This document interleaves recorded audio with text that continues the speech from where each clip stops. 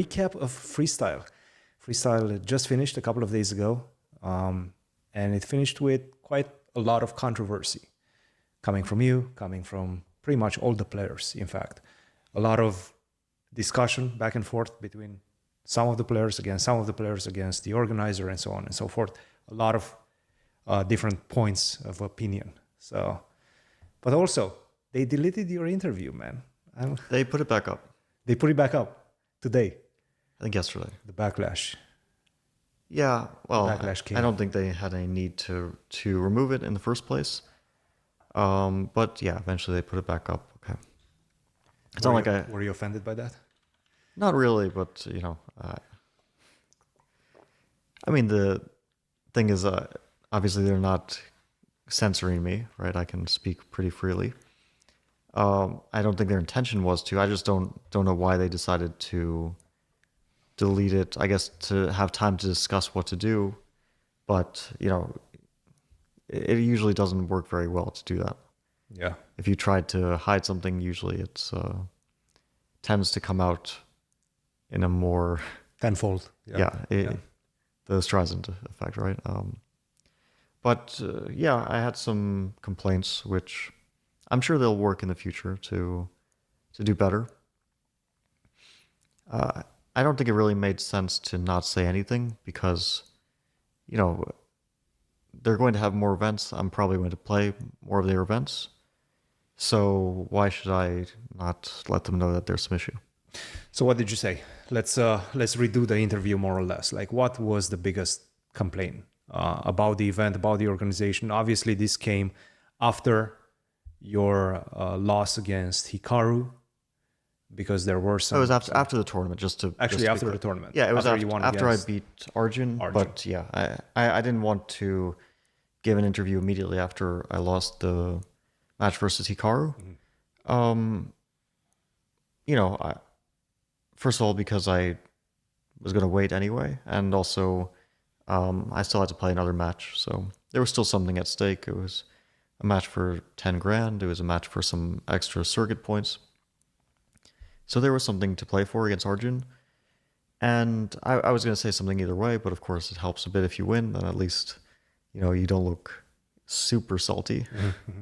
That's a good point. Helps a little bit, but my result would not have affected my opinion. Like, also, if I'd beaten Hikaru, it wouldn't have affected my opinion. If I won the whole thing, it wouldn't have affected my opinion about how it should have been organized. And this more or less started at the beginning, at the not at the opening ceremony, but at the players' meeting. They revealed the fact that the spectators, which are going to be very close to the arena, are going to have access to the live commentary with eval bar, with pretty much everything. I think there was a 5 seconds delay or something along those lines, but not enough. Like, you could see the eval bar going up and down, and obviously the players are. I mean, there wasn't supposed to be any delay. Maybe there was for technical reasons some delay. There definitely was. But we had this discussion: should there be any delay? And they didn't want to go for anything. And that leads to spectators reacting to the swings, obviously. They might not understand necessarily what's happening on the board, but they will see the bar, they will hear the commentary, and they will get excited. That's going to lead to them, obviously, being loud at times. Yeah, that much is pretty clear. I mean, it would be very naive to assume it doesn't happen.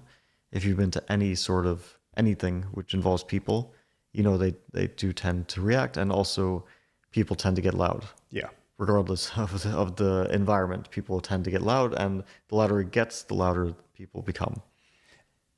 Just for clarification, I don't think this was the first time that they did eval bar in the playing hall. We actually had a discussion with Danny yesterday at dinner.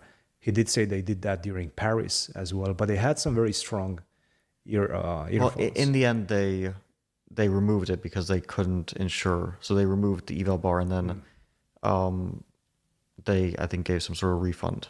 Got it. So their goal was to have people that can view the eval bar with the glass wall, and then also a headset and noise cancellation of some sort. But they decided that it wouldn't block out all the noise, so they decided that was in Paris. Yeah, that was in Paris. CCT in Paris, yes. Which I think in the end they were happy about their decision.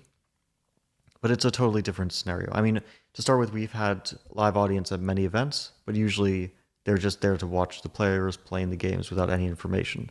For example, at the St. Louis Chess Club for many, many years, there was a audience standing about 5 feet away from the players with the barrier. Yep. But they don't really know exactly what's going on. They just can see the games and the players. They, you know, they can maybe gauge something based on the reaction of the players. Maybe if the spectator is a strong player themselves, they can guess something about the position to some extent.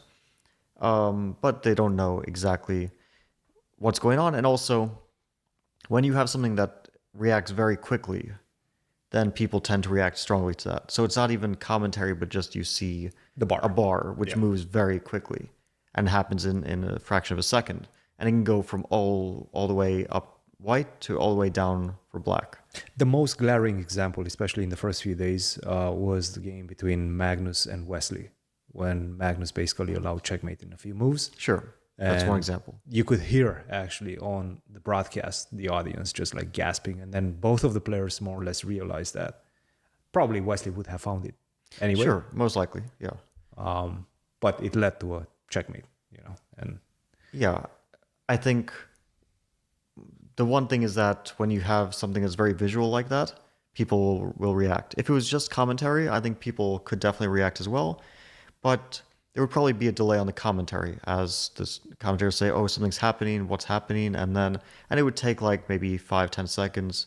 And then they would go back and forth and it would be like but when you just see the like split second, one side to the other, it's a whole different sort of thing. were they jumping off from their seats? Well, I didn't look at the audience. You didn't watch the audience. Okay. I mean, also, you could only hear it, I guess. yeah, I could hear.